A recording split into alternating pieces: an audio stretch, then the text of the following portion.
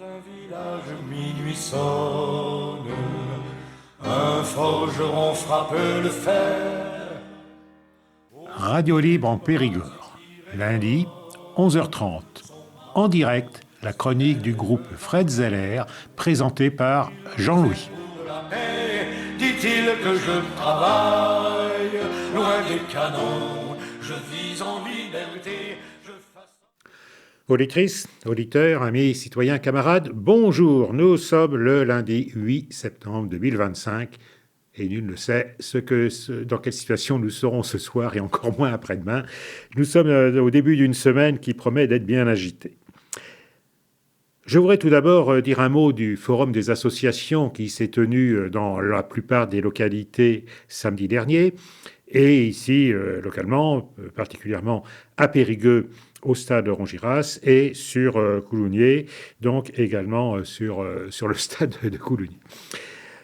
La radio Libre en Périgord était présente sur les deux forums et pour l'association que je représente ici, le groupe Fred Zeller, nous étions présents sur le forum de Périgueux où nous avons pu rencontrer de nombreux visiteurs du forum, avoir des discussions intéressantes et dans bon nombre de cas constater des convergences entre les perspectives que nous proposons et ce que disaient donc les personnes qui sont venues nous rencontrer.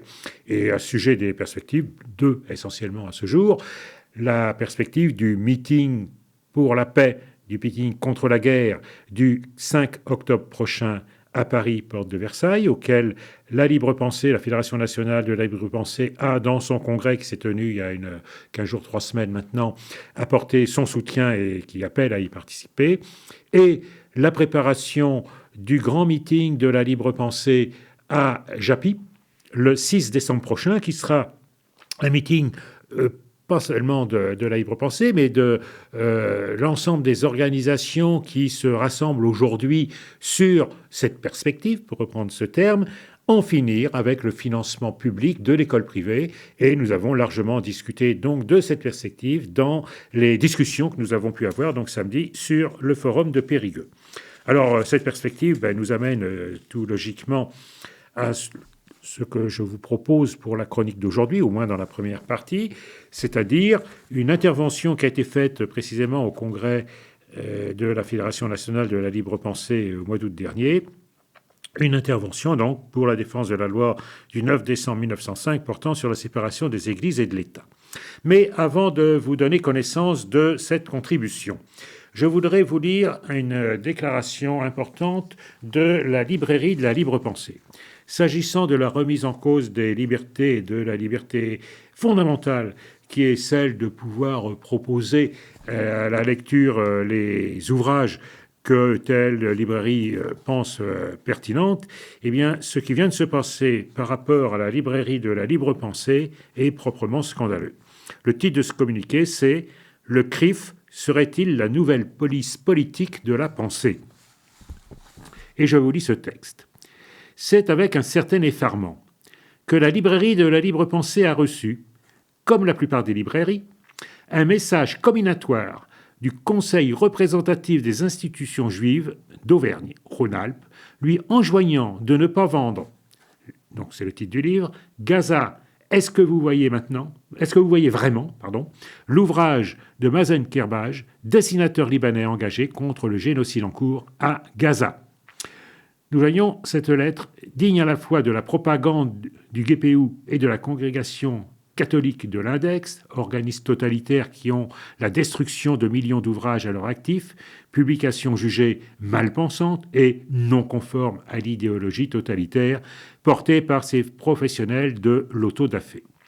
Les éditions Actes Sud ont répondu à ces tentatives liberticides. Citation. D'abord, ils nous ont dit de ne pas scander « Du fleuve à la mer, la Palestine sera libre », parce que c'est antisémite. Maintenant, ils nous demandent d'arrêter de dire « Palestine libre », parce que c'est antisémite. Je me demande quel sera le prochain mot interdit. Palestine ou libre ? Pour le premier extrait mis en cause, la citation a été tronquée. Au complet, le dessin daté du 21 octobre 2023 et que le CRIF prend comme exemple pour sa position d'interdiction de diffusion de certains ouvrages. Donc, la phrase complète dit « Soyons clairs, L'antisémitisme est une honte, alors que l'antisionisme est un devoir. Chacun est libre à présent, avec la phrase complète, de juger. Fin de citation de la déclaration des éditions Actes Sud. Et nous reprenons donc la suite du communiqué donc de la librairie de la Libre Pensée. De quel droit le CRIF aura, Auvergne-Rhône-Alpes, s'arroge-t-il le droit de dire ce que l'on peut lire et pas lire, vendre et pas vendre? Il se prend pour qui? Goebbels, Wyszynski, Torquemada? Nous laissons les esprits libres prendre connaissance du poulet et de sa convocation de police de bases œuvres contre cette engeance liberticide et aussi quelques dessins de Mazen-Kerbage. Chacun pourra juger sur pièce. Évidemment, les dessins ne passent pas très bien à travers le microphone de Radio Libre en Périgord, mais vous retrouverez bien évidemment sur les sites du groupe Fred Zeller et de la Fédération nationale les liens qui vous conduisent à l'ensemble des dessins de Mazen-Kerbage. Et je reprends. Fidèle à son combat plus que séculaire, plongeant dans ses racines dans l'humanité pensante et libre, depuis l'Antiquité gréco-latine jusqu'à la Révolution française, en passant par la Renaissance, la Fédération nationale de la libre pensée, qui s'honore de son nom, apporte tout son soutien à Mazen-Kerbage et aux éditions Actes Sud. Sa librairie continuera la vente de cet ouvrage salutaire et à en faire la promotion. Il y a pire que le bruit des bottes sur le goudron, il y a le silence des pantoufles qui cherchent à couvrir les cris de l'humanité assassinée à Gaza. Voilà. Donc c'était la déclaration de la librairie de la libre pensée de la Fédération nationale de la libre pensée. Et j'en reviens donc maintenant à ce que j'annonçais dans l'introduction à cette chronique, l'intervention de notre camarade Clément Denuy au congrès de la Fédération nationale de la libre pensée, qui est une contribution donc à la préparation du 120e anniversaire de la loi du 9 décembre 1905, qui se traduira donc par un grand meeting au gymnase Japy à Paris. Et voilà ce que dit Clément Denuy en s'adressant donc aux congressistes, d'où la forme de cette contribution. Comme vous le savez, cette année, la loi de 1905 soufflera en décembre ses 120 bougies. La loi prend de l'âge, mais le principe de séparation des églises et de l'État qu'elle institue ne se corrompt pas. Nous ne disons pas que cette loi est éternelle et que modifier sa lettre serait sacrilège. L'intégrisme n'est pas notre tentation. En revanche, le principe, dans son esprit, nous semble toujours aussi bon. Alors pourquoi vouloir modifier ce qui convient ? Et la question mérite toutefois d'être posée puisque certains veulent la changer. Qu'est-ce qui ne leur convient pas ? Avant d'entreprendre de répondre, rappelons en accord avec Ferdinand Buisson, ce qui en matière de laïcité demeure encore une autorité plus sûre que Bruno Retailleau, responsable du bureau central des cultes, que la laïcité ne se réduit pas à la séparation, mais que la séparation est la condition de la laïcité. La laïcité désigne un idéal d'émancipation individuelle et collective. Pour y tendre, à défaut d'y parvenir, il faut placer l'égale souveraineté des hommes au-dessus de tout autre pouvoir ou autorité. C'est la stricte séparation en droit du pouvoir politique qui acquiert ainsi son autonomie. Des pouvoirs théologiques ou religieux que la laïcité se fonde. La neutralité de l'État en matière de religion en est la conséquence nécessaire. L'élu ou le mandaté du peuple dans sa mairie et le prêtre dans sa chapelle. Ce principe juridique de séparation est un principe de liberté et de pacification. Il garantit la liberté absolue de conscience et le libre exercice des cultes. Rien, mis à part ce qui trouble l'ordre public, ne peut justifier l'interdiction d'une opinion, d'une croyance ou d'un culte. Aussi, notre question revient, avec la possibilité d'une réponse, si certains veulent changer la loi, qu'est-ce qui ne leur convient pas ? La réponse semble évidente. En vouloir à la séparation, c'est vouloir le cléricalisme, c'est vouloir instrumentaliser les religions à des fins de domination politique. C'est l'éternel retour du cléricalisme. La réplique, enfantine, c'est celui qui dit qu'il l'est, révèle bien la projection sur l'autre de ses propres désirs. On brandit pour faire peur un rapport sur les frères musulmans et l'islamisme politique en France et en même temps, le gouvernement et les représentants de l'État ne semblent pas gênés par les ribambelles de chroniqueurs de plateaux de télévision, d'éditorialistes affolés ou de politiciens surexcités qui, à longueur d'antenne, nous révèlent que la France est culturellement chrétienne, qu'il ne faut pas avoir honte de ses racines et de ce que nous sommes, qu'il faut arrêter de nous excuser pour le temps des colonies, comme s'il était fini, et comme si l'accord de Bougival pour la Nouvelle-Calédonie était une excuse adressée au peuple kanak. Mais qu'il faut, au contraire, être fier de la civilisation que nous avons apportée au peuple colonisé, qui, c'est bien connu, marchait encore à quatre pattes avant l'arrivée des missionnaires chrétiens. L'inconscient du peuple français aurait un profond désir de monarchie de catholicisme, mais les gauchistes radicalisés instrumentalisant des minorités ethniques et religieuses exogènes nourriraient un refoulement coupable, une censure culpabilisatrice. Pourquoi ? Une inquiétude et une réaction à géométrie variable de la part des membres du gouvernement ou de la part du président de la République. Pourquoi ne disent-ils rien ? Y a-t-il un bon intégriste catholique politique financé par Pierre-Édouard Stérin et consorts et un mauvais islamisme politique financé par les frères musulmans ? Les islamistes voudraient-ils se séparer de la République, tandis que les catholiques intégristes voudraient au contraire se fondre dans l'universalisme républicain ? La position de la libre pensée est limpide. Un intégrisme ne vaut pas mieux qu'un autre. Le cléricalisme, qu'il soit musulman, catholique ou shintoïste, est à combattre. Bien sûr, pour Jordan Bardella et Éric Ciotti, il n'y a pas de rupture d'égalité républicaine, ni d'entorse à la loi de 1905 lorsqu'ils exigent l'interdiction du voile musulman dans l'espace public, tout en défendant l'installation de crèches de la nativité dans les mairies. Il est en effet clair pour tout le monde qu'un voile est un signe d'oppression religieuse anti-républicain, tandis qu'une crèche de la nativité est une installation culturelle qui, en plus de ravir les yeux, apporte de la joie à toutes les familles. Évidemment, pour le républicain Bruno Retailleau, il est hors de question de faire de poids de mesure en donnant 12 milliards d'euros, et je crois que c'est même 13 quand on refait les comptes aujourd'hui, d'euros par an à l'enseignement catholique sous contrat, bien connu pour les mœurs irréprochables de ces internats, sans donner en même temps le droit au lycée musulman Averroès de Lille de fermer ses portes en suspendant son contrat d'association pour des, citation, manquements graves aux principes fondamentaux de la République. Manquement non reconnu par le tribunal administratif de Lille. Robert Ménard, maire de Béziers, issu d'une famille catholique, pied noir installé en Algérie, qui milita dans sa jeunesse à la Ligue communiste révolutionnaire après avoir fréquenté les milieux anarchistes puis trotskistes, le clame haut et fort. Ici, on est en France, on doit donc vivre à la française. Vivre à la française, ça veut dire vivre en bon chrétien. Les musulmans sont tolérés, mais à condition qu'on ne les voit pas. La laïcité de Ménard, c'est faire respecter sa loi de séparation de la France et des musulmans. Accorder des droits différents en fonction de l'appartenance ethnique et religieuse des citoyens, telle est l'égalité républicaine. Personne ne les empêche d'accéder aux mêmes droits que les autres. Après tout, il leur suffit de renoncer à l'islam. Ça ne dépend que d'eux, musulmans. Encore un petit effort pour être républicain. Le maire de Béziers installe chaque année sa crèche de la Nativité dans ou aux alentours de la mairie et le préfet ne dit rien. Et pour cause, monsieur le préfet, représentant de l'État, assiste à la messe de la feria de Béziers avec monsieur le maire. Tout cela, n'en doutons pas un instant, ne pourrait pas se faire sans la complicité de l'Élysée, sans la complicité de l'exécutif. Trop souvent, et de plus en plus, lorsque les principes républicains sont rappelés, on est surpris d'en trouver un nouveau, l'unité. La République serait désormais une, indivisible, laïque, démocratique et sociale.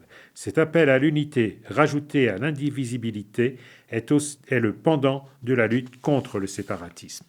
L'unité, c'est le contraire de la pluralité et du pluralisme. C'est donc le contraire de la démocratie. La souveraineté ne se divise pas. Elle est populaire. En revanche, les citoyens n'ont pas à se ressembler, n'ont pas à se conformer à un mode de vie ou à une croyance. Il leur suffit de respecter les lois qui n'acquièrent leur légitimité ou leur force d'obligation que dans la mesure où elles contribuent à protéger nos libertés. Si la République est laïque, c'est parce qu'elle s'oppose à l'uniforme ou à l'uniformisation des consciences. Répétons-le. L'État est laïque, pas la société. La laïcité, c'est l'interdiction du cléricalisme, ce n'est pas l'interdiction des religions. La laïcité, ce n'est pas la sécularisation. La laïcité, ce n'est donc pas un athéisme d'État, ni l'imposition d'une idéologie d'État ou d'un culte républicain avec ses saints et ses minutes de silence. La laïcité, C'est un principe juridique de séparation qui, en droit, est susceptible d'être opérationnel dans tous les États ou pays du monde. Elle n'est pas le fruit tardif d'une maturation du germe universaliste du catholicisme romain qui rendrait le principe de laïcité, soi-disant si étranger et incompréhensible à l'oriental, à l'arabe, aux musulmans, à l'éternel fanatique de l'Est et du Sud, qui somnolerait toujours dans le petit matin de l'histoire. Ceux qui, quotidiennement, falsifient la laïcité et maudissent les Lumières ont en plus le culot de dire qu'elle est la preuve de la supériorité de notre civilisation. Marine Le Pen confiait au journal La Croix en 2017 qu'elle était extrêmement croyante et qu'elle n'avait jamais douté. Nous ne pouvons que l'inviter à croire un peu moins et à douter un peu plus. Il paraît que c'est par là que la réflexion débute. Quant à Jordan Bardella, il confesse, citation, qu'il n'est pas nécessaire d'être croyant pour s'incliner devant le christianisme. La messe est dite. Dans ce moment de falsification, de détournement, de récupération et de confusion générale, la Fédération nationale de la libre pensée a donc un rôle décisif. Elle doit démasquer les tartuffes. Et la tâche est rude car les manipulations sont parfois plus subtiles. Derrière l'accusation d'islamo-gauchisme, entre guillemets, nouvelle version du McCarthyisme dont la stratégie consiste à jeter une accusation pour que la personne attaquée s'enroule autour en tâchant de la repousser. Il y a la thèse selon laquelle la gauche, entre guillemets, aurait renoncé à l'universalisme pour sombrer dans le différentialisme, le multiculturalisme et, pente glissante oblige, le communautarisme. De nouveau, c'est celui qu'il dit qu'il est. S'il est une religion qui bénéficie en France d'aménagements qui lui sont favorables par rapport à la loi républicaine, c'est le christianisme et non l'islam. La libre pensée ne souhaite aucunement qu'une communauté ou qu'une minorité puisse bénéficier d'aménagements ou d'accommodements. Au contraire, l'abrogation de la loi de Debré, grave entorse à la loi de séparation, est notre cheval de bataille. L'égalité devant la loi, la neutralité de l'État, l'absolue liberté de conscience et le libre exercice des cultes, nous ne réclamons rien de plus. Bref, l'application de la loi du 9 décembre 1905. À vrai dire, si nous réclamons un peu plus, en plus de la laïcité, nous voulons aussi que la République soit effectivement indivisible, démocratique et sociale. Nous voulons que tous les enfants français puissent bénéficier d'une instruction digne de ce nom, condition d'accès indispensable à l'exercice de la réflexion critique par l'acquisition de connaissances. L'accès à l'universel exige le développement de la raison qui doit être critique, dialectique ou réflexive, sans quoi elle pourrit en bêtise. C'est pourquoi lorsque Sarah El Haïry, ancienne secrétaire d'État chargée de la jeunesse et de l'engagement auprès du ministre de l'Éducation nationale, rend visite à des lycéens, elle devrait plutôt se réjouir de les entendre développer des remarques critiques à l'encontre d'une conception fermée de la laïcité, plutôt que de les faire taire en entonnant une Marseillaise et de diligenter dans la foulée une inspection générale pour comprendre ce qui se passe dans les lycées. Et si des élèves de confession musulmane refusent de manger du porc à la cantine, eh bien c'est leur droit. On n'oblige pas un végétarien à manger des entrecôtes et à mastiquer des sandwichs au jambon lors des sorties scolaires. Pourtant, ça ne les tuerait pas. Comme il y a toujours deux choix dans les cantines scolaires, l'élève musulman prendra l'autre place s'il le souhaite, l'incident sera évité. Et Pascal Praud pourra consacrer son journal à un autre sujet brûlant, comme la multiplication des agressions de catholiques à la sortie des messes le dimanche. Mais blague à part, la libre pensée réclame une république effectivement démocratique. Elle exige, à minima, que le vote des citoyens soit respecté et que le président de la République ne nomme pas un Premier ministre de droite lorsque les voix se portent majoritairement à gauche. Elle souhaite que le passage à une sixième République, qui se fonderait sur le travail d'une assemblée constituante populaire, pour en finir avec le bonapartisme de la cinquième République. Pour soutenir que la libre pensée prône une laïcité différentialiste, communautariste, il faut décidément ne rien comprendre à la loi du 9 décembre 1905. Cette loi, dont nous fêtons cette année les 120 ans, est une loi de liberté, d'égalité et de fraternité. Elle garantit encore une fois la liberté de conscience et d'expression et le libre exercice des cultes. Il ne peut y avoir de restriction que si une action, à comprendre au sens large, porte atteinte à l'ordre public. La neutralité concerne l'État. Elle ne concerne pas les individus. Si on étend la neutralité à la société, on verse dans le totalitarisme. Tout ce qui n'est pas conforme à l'idéologie d'État doit être supprimé. C'est le risque et la tentation de la loi sur le séparatisme ou loi confortant les principes républicains promulguée le 24 août 2021. Au nom de la lutte contre le séparatisme, on ne promeut pas l'universalisme et l'indivisibilité républicaine, mais on met en place des contrats d'allégeance à une idéologie d'État qui peine à expliciter les valeurs qui la constituent. La laïcité est un principe juridique, pas une valeur. On demande aux citoyens de le respecter, pas nécessairement d'y adhérer. C'est la raison pour laquelle vouloir rajouter la valeur laïcité à la devise républicaine témoigne d'une incompréhension coupable. La laïcité est le principe juridique de séparation des églises et de l'État qui rend possible la liberté, l'égalité et la fraternité. Ce n'est pas une valeur de plus devant laquelle il faudrait s'incliner ou marquer une minute de silence. On exige d'un citoyen qu'il obéisse aux lois. Voilà ce qui regarde l'État. L'État ne peut pas exiger en plus de lui qu'il aime la liberté. Si c'est le cas, on s'en réjouit, mais si ce n'est pas le cas, il faut que l'État comprenne que son pouvoir doit s'arrêter au seuil des consciences, au seuil des croyances et des préférences. Pour lutter contre le séparatisme, la séparation suffit. Enfin, comme le cléricalisme, sous ses diverses nuances, a toujours fait feu de tout bois, il trouve dans l'instrumentalisation du conflit israélo-palestinien un ressort nouveau. La logique est simple. Soutenir le peuple palestinien dans son aspiration à la survie d'abord et à l'autodétermination ensuite serait soutenir le Hamas, c'est-à-dire soutenir une organisation terroriste antisémite et donc admettre ou permettre que des Israéliens juifs soient tués. D'une manière plus ramassée. S'opposer au bombardement de Gaza, c'est être antisémite. Or, et à juste titre, l'antisémitisme est considéré comme un délit. Par conséquent, il faut s'appuyer sur la loi sur l'antisémitisme pour interdire toute critique de la politique israélienne, toute critique du sionisme. Telle est la logique. Mais il faut aller encore plus loin dans l'ignominie pour rendre compte de ce qui se passe. En effet, comme les Palestiniens sont majoritairement musulmans, tout musulman est automatiquement suspecté d'être antisémite. Alors, la conclusion s'impose, il faut renforcer le contrôle des musulmans car ils sont enclins à l'antisémitisme et potentiellement au terrorisme. La sécurité de nos concitoyens juifs est à ce prix. On ne s'étonnera pas de retrouver Marine Le Pen et Jordan Bardella ainsi que Bruno Retailleau et beaucoup d'autres, y compris du Parti socialiste, dans une forme de soutien inconditionnel à l'État d'Israël. Car là encore, c'est celui qui dit qu'il l'est.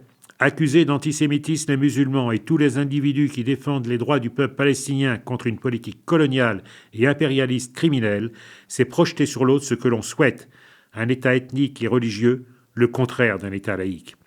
En novembre 2024, le comité Laïcité République a décerné son prix annuel de la laïcité à Sophie Aram.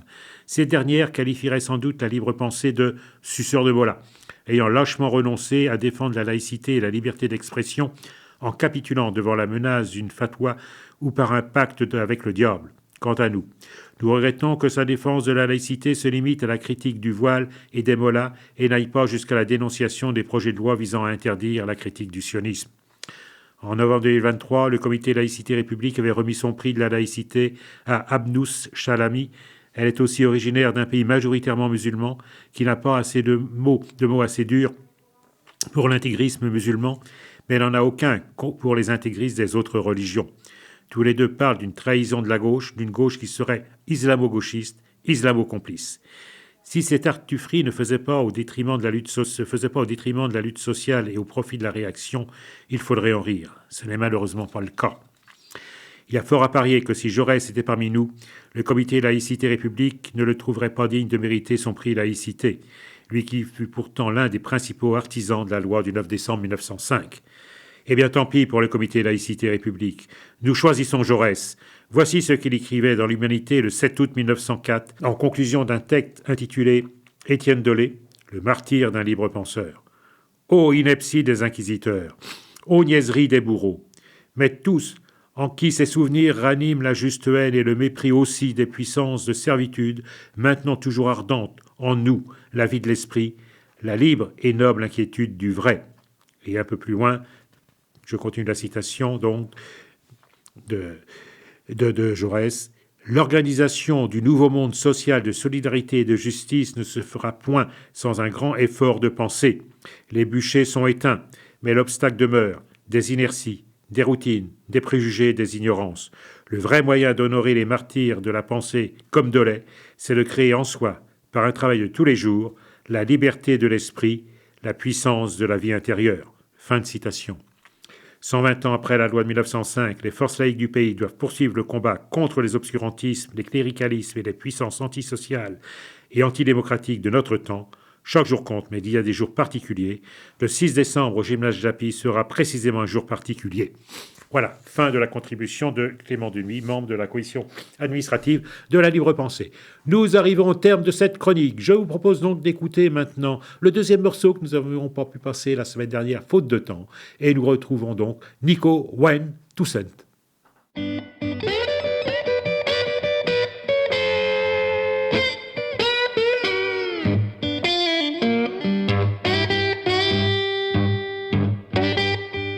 You're my one last chance.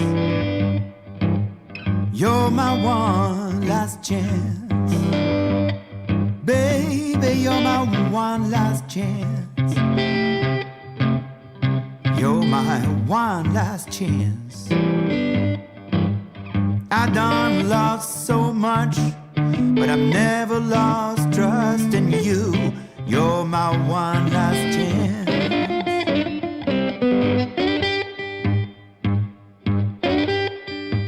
When I bet, I never win. When I work, I never earn. When I save, I never keep. Nothing ever seems to be firm. You're my one last chance.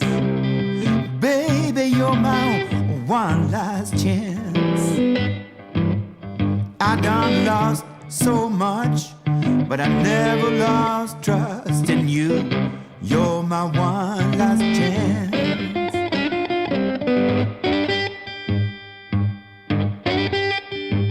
What I lose, I never had. What I touch, I never hold. What I mean, I never say. I never reap what I sow. You're my one last chance. Baby, you're my one last chance. I done lost so much, but I never lost trust in you. You're my one last chance.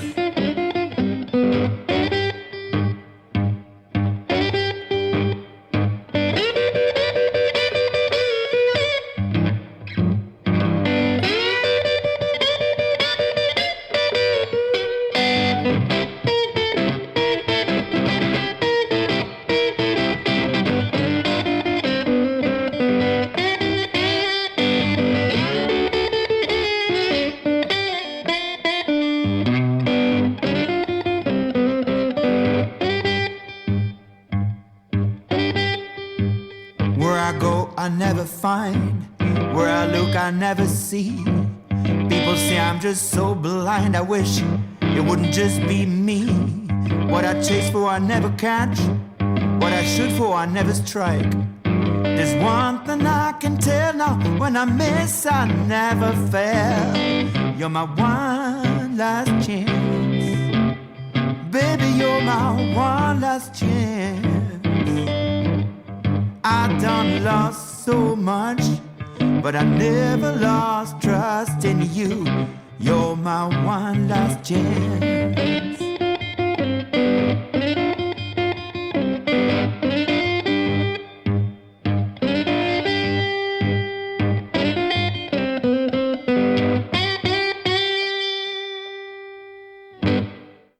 My One Last Chance, c'était le titre du morceau que vient de nous interpréter Nico Wayne Toussaint. Je vous donne donc rendez-vous pour une prochaine chronique du groupe Fred Zeller lundi prochain, dans une situation qui sera 1000 points d'interrogation. En forgeant un soc de charrue. C'était la chronique du groupe Fred Zeller de la Libre Pensée de Dordogne. Vous pourrez réécouter cette chronique en rediffusion jeudi de 16h à 16h30 ou samedi de 17h30 à 18h. Vous pouvez également écouter cette chronique en podcast sur le site de Radio Libre en Périgord et vous pouvez également retrouver sur le site du groupe Fred Zeller, lpdordogne.fr, toutes les chroniques du groupe Fred Zeller sur Radio Libre en Périgord. nous vous donnons rendez-vous pour une prochaine chronique, la semaine prochaine, dès lundi, 11h30. qui la couvre, elle tient ton glaive